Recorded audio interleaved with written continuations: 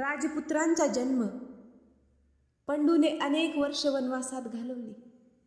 दुःख निर्माण करणाऱ्या सर्व गोष्टींचा त्याग केल्यामुळे तो आपल्या परीने सुखी होता. पण असे असले तरी काही काळ गेल्यानंतर त्याच्या मनाला एक चिंता ग्रासू लागली. त्याला पुत्र हवा होता. ज्याला पुत्र नसतो त्याला नरकवास प्राप्त होतो असे त्याने ऐकले होते. आपल्याला वाटणाऱ्या या चिंतेविषयी तो एकदा कुंतीशी बोलला. पुत्रप्राप्तीसाठी पंडू कुंतीशी संबंध ठेवू शकत नव्हता, कारण तसे त्याने केले तर त्याचा मृत्यू ओढावेल असा त्याला शाप होता. तेव्हा त्याने कुंतीला विनंती केली की त्याच्या आईने केली होती त्याप्रमाणेच तिनेही ऋषीपासून पुत्रप्राप्ती करून घ्यावी आणि त्याची नरकवासातून मुक्तता करावी. हे ऐकून कुंती संतप्त झाली. ती म्हणाली, तुम्ही माझे पती, माझे स्वामी आहात. पती म्हणून मी तुमची निवड केली. या गोष्टीला आता बरीच वर्ष झाली. स्वर्गात असो की नरकात मी तुमच्याबरोबरच राहीन. तुम्हाला मरण येईल त्या क्षणी मीही मरण पत्करीन आणि मरणानंतर तुम्हाला मिळालेला शाप अस्तित्वात नसेल. जी गोष्ट मी करणं शक्य नाही ती करण्याचा मला आग्रह करू नका. पंडूच्या मनाला शांती लावेना. आपल्याला मुले होणार नाहीत या विचाराने तो दिवस रात्र दुःखात कंटू लागला. कुंतीचे आपल्या पतीवर अतिशय प्रेम होते. त्याला असा दुःखी पाहून ती त्याला म्हणाली, स्वामी, तुमच्या मनाला ग्रासणारी ही खिन्नता मी दूर करू शकेन. तुमची इच्छा पूर्ण करण्याची शक्ती माझ्यात आहे. असे म्हणून तिने त्याला दुर्वास ऋषींनी तिला दिलेल्या वराची सर्व माहिती सांगितली. ती ऐकून पंडू आनंदित झाला. तो म्हणाला, आपल्याला पुत्र हवा तो धर्मापासून झालेला.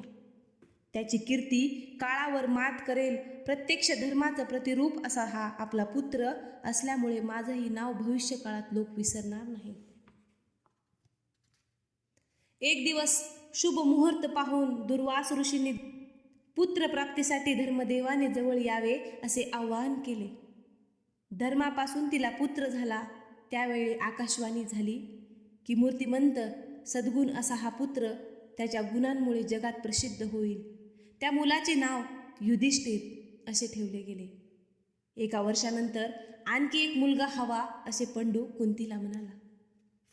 आता होईल त्या पुत्राचे पितृत्व वायुदेवाकडे असावे असे त्याने सुचविले. वायू हा देवामधला अत्यंत सामर्थ्यशाली असा देव होता. पंडू कुंतीला म्हणाला, पहिला पुत्र धर्म याची धर्मशीलता आणि आता या नव्या पुत्राचं सामर्थ्य या दोन्ही गोष्टी एकत्र आल्या तर आपली ही मुलं जगात अजिंक्य ठरतील. कुंतीने पंडूला होकार दिला. तिने वायुदेवाला पुत्रप्राप्तीसाठी आवाहन केले. तिला पुत्र झाला. त्यावेळी आकाशवाणी झाली की हा पुत्र अत्यंत शक्तिमान आणि स्वभावाने अतिशय प्रेमळ होईल. त्याचे नाव भीमसेन असे ठेवण्यात आले. 2 पुत्र झाले तरी पंडूचे समाधान झाले नाही. तिसरा पुत्र हवा असे तो कुंतीला म्हणाला. या तिसऱ्या वेळी पुत्रप्राप्तीसाठी इंद्रदेवाला आवाहन कर असेही त्याने सुचवले. तो तिला म्हणाला, स्वर्ग लोकाचा राजा असलेल्या इंद्रदेवापासून झालेला पुत्र माझे सर्व स्वप्न पूर्ण करेल. तो अतिशय सद्गुणी असेल. तो अजिंक्य वीर असेल. जगातल्या सर्वश्रेष्ठ पुरुषाची माता म्हणून तू ओळखली जाशील. कुंतीने याही वेळी त्याला होकार दिला. कुंतीने पुत्रप्राप्तीसाठी इंद्रदेवाला आवाहन केले. तिला पुत्र झाला. त्यावेळी आकाशवाणी झाली, हा पुत्र पंडूला कधीही नष्ट होणार नाही अशी कीर्ती मिळवून देईल. तो सगळं जग जिंकील. त्याच्याशी कुणाचीच तुलना होऊ शकणार नाही. इंद्र पंडूकडे आला आणि म्हणाला, हा माझा पुत्र जगज्जेता होईल. तुझा पुत्र युधिष्ठिर या माझ्या पुत्राला आपल्या सोबत घेऊन राजसूय आणि अश्वमेघ हे 2 यज्ञ करेल. वसुदेव आणि देवकी यांचा पुत्र कृष्ण ज्याचा अवतार तो नारायण माझ्याप्रमाणेच तुझ्या या पुत्रात असेल. तुझ्या या पुत्रांमुळे पृथ्वीला दुःख देणाऱ्या सर्व विषांचा नाश होईल असे बोलून इंद्र निघून गेला. या तिसऱ्या पुत्राचे नाव अर्जुन ठेवले गेले.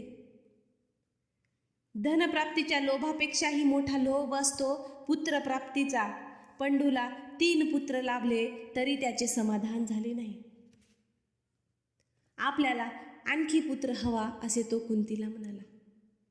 कुंतीने त्याला नकार दिला. ती म्हणाली, पुत्रप्राप्तीचा तुम्ही आग्रह धरला, तुमची उत्कट इच्छा पाहून मी होकार दिला. आता 3 पुत्र झाल्यानंतरही मी आणखी पुत्र होऊ दिला तर माझ्या हातून धर्मनाश घडला असं होईल. मी हे करणार नाही. पंडू तिला म्हणाला, तुझं म्हणणं खरं आहे, पण तू माद्रीचा विचार कर. तू तिला मंत्र शिकवून पुत्राची प्राप्ती करून देऊ शकत नाहीस का? कुंतीने या गोष्टीला होकार दिला. तिने माद्रीला मंत्र शिकवला. माद्रीने मंत्र जपून पुत्रप्राप्तीसाठी अश्विनी कुमारांना आवाहन केले. ते स्वर्गलोकातले जुळे देव. त्यांच्यापासून माद्रीला 2 पुत्रांची प्राप्ती झाली. कुंतीला आधी झालेल्या 3 पुत्रांपेक्षा हे 2 पुत्र अधिक सुंदर होते. या 2 पुत्रांचा जन्म झाला तेव्हा आकाशवाणी झाली, हे 2 पुत्र या जगात सर्वात सुंदर ठरतील. सद्गुण, भक्ती, शौर्य आणि शहाणपण या त्यांच्या गुणामुळे त्यांची कीर्ती जगभर पसरेल. माद्रीच्या या पुत्राची नावे नकुल आणि सहदेव अशी ठेवली गेली. ज्या दिवशी भीमाचा जन्म झाला त्याच दिवशी गांधारीचा ज्येष्ठ पुत्र दुर्योधन याचाही जन्म झाला. दुर्योधनाचा जन्म रात्री झाला होता.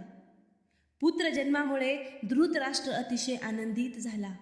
त्याने विदुराला बोलावून घेतले आणि तो त्याला म्हणाला, मला पुत्र होण्याआधीच पंडूला पुत्र झाल्याचं मला कळलं. माझ्या पुत्रापेक्षा त्याचा पहिला पुत्र 1 वर्षानं मोठा आहे. तो ज्येष्ठ असल्यामुळे पौरवांच्या सिंहासनाचा तो अधिकृत वारस ठरेल अशी भीती मला वाटते आहे. हा माझा अंदाज बरोबर आहे असं तुला वाटतं का? आणखी एका घटनेनं मला अतिशय अस्वस्थ केलं आहे. ज्या क्षणी माझ्या पुत्राचा जन्म झाला त्या क्षणी वाईटाची सूचना देणारे अपशकुन घडून आले. असे का झालं हे मला कळत नाही. हे ऐकून विदुर गंभीर झाला आणि धृतराष्ट्राला म्हणाला, हे दुःशकुन असं भविष्य वर्तवत आहे की तुझा पुत्र या सर्व जगाच्या नाशाला कारणीभूत ठरेल. हे ऐकून धृतराष्ट्राला धक्काच बसला.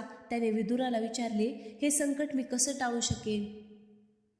विदुर त्याला म्हणाला, मला एकच मार्ग दिसतो, मानवतेचं भलं व्हावं यासाठी जर तू या पुत्राचा बळी दिलास तर हे संकट टळू शकेल. तुला तुझ्या या पुत्राला मरणाच्या अधीन करावं लागेल. शहाणे लोक असं म्हणतात की कुटुंबाच्या रक्षणासाठी कुटुंबातल्या एकाचा बळी द्यावा, गावाच्या रक्षणासाठी कुटुंबाचा बळी द्यावा, देशाच्या रक्षणासाठी गावाचा बळी द्यावा आणि आत्म्याच्या रक्षणासाठी सर्व जगाचाही बळी द्यावा. माझा तुला असा सल्ला आहे की तू या जगाला वाचविण्यासाठी तुझ्या पुत्राचा त्याग करावास. बिचारा धृतराष्ट्र, त्याला हे करणे शक्य नव्हते. दुर्योधन हा त्याचा पहिला पुत्र होता. विदुराने दिलेला सल्ला मानणे त्याला अशक्य होते.